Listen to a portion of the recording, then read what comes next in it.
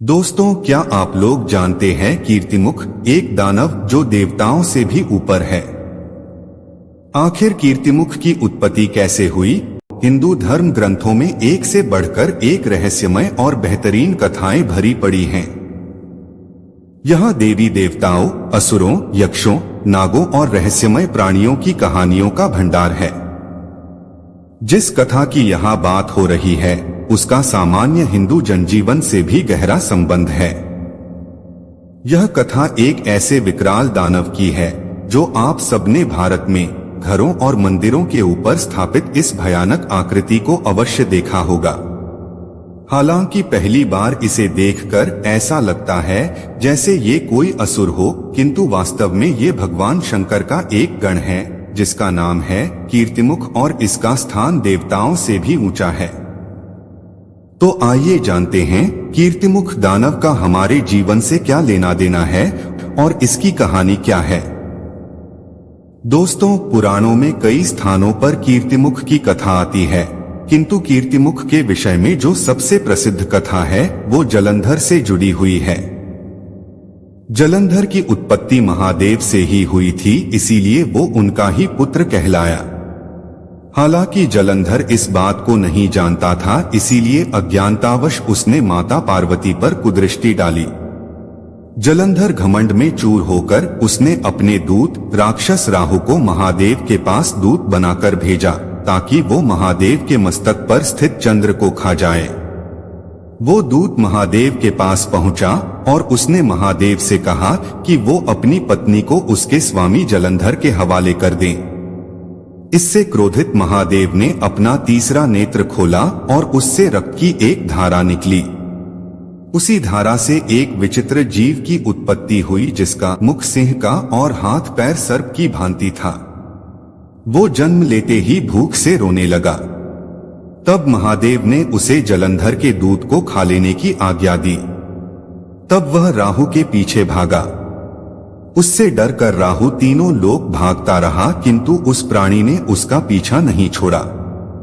तब थक हार कर वो वापस महादेव के पास ही आया और अपनी दुष्टता की क्षमा मांगी। इससे द्रवित होकर महादेव ने उसे क्षमा कर दिया, किंतु उस प्राणी की भूख जस की तस थी।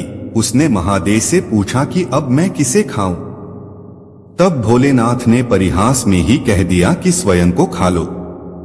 उनकी आज्ञा मानकर वो स्वयं को ही खाने लगा। भगवान शिव ने ये सोचा नहीं था और जब वे थोड़ी देर बाद लौटे तो उन्होंने देखा कि उस प्राणी ने अपने आप को खा लिया और अब केवल उसका मुख ही शेष है। तब महादेव ने उसे तुरंत रोका और महादेव उसके आज्ञा का पालन से बड़े प्रसन्न हुए। उन्होंने उसका नाम कीर्तिमुख रखा, अर्थात यशस्वी चेहरा। उन्होंने उसे अपने भवन की सुरक्षा के लिए द्वार पर नियुक्त कर दिया, किंतु ये समस्या जस की तस थी कि अब उसे खाने को क्या दिया जाए, क्योंकि उसकी भूख तो असीमित थी। तब महादेव ने उसे समस्त संसार के पाप, लोभ और बुरी नीयत को खाने को कहा। वे जानते थे कि जैसे कीर्तिमुख की भूख असीमित है, उसी प्रकार संसार में पाप, लोभ और बुरी नीयत भी असीमित है। उसी दिन से कीर्तिमुख को लोग मंदिरों और अपने घर पर लगाने लगे ताकि वो उस ओर आने वाली सभी बुरी शक्तियों का भक्षण कर ले। तो इस प्रकार महादेव के प्रति अपनी आज्ञाकारिता ने कीर्तिमुख को देवताओं से भी ऊपर उठा दिया।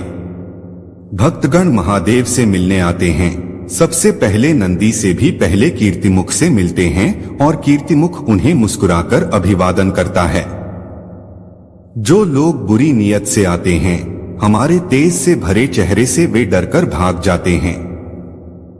जब भी आप भगवान के सामने होंगे, आपको मेहराब पर कीर्तिमुख दिखाई देगा, जो आपको लगातार याद दिलाता रहेगा कि अगर आप सर्वशक्तिमान से मिलना चाहते हैं, अगर आप परम ज्ञान चाहते हैं, तो अपने काम, क्रोध और लोभ को खा जाइए, जैसा कि भगवान हमें भगवत गीता में बताते हैं। तो दोस्तों, वीडियो पसंद आई हो तो लाइक और सब्सक्राइब करना मत भूलेगा। अब हमें दीजिए इजाजत। फिर लौटूंगा कुछ ऐसे पौराणिक रहस्य के साथ। तब तक के लिए अपना और अपनों का ख्याल रखें। धन्यवाद।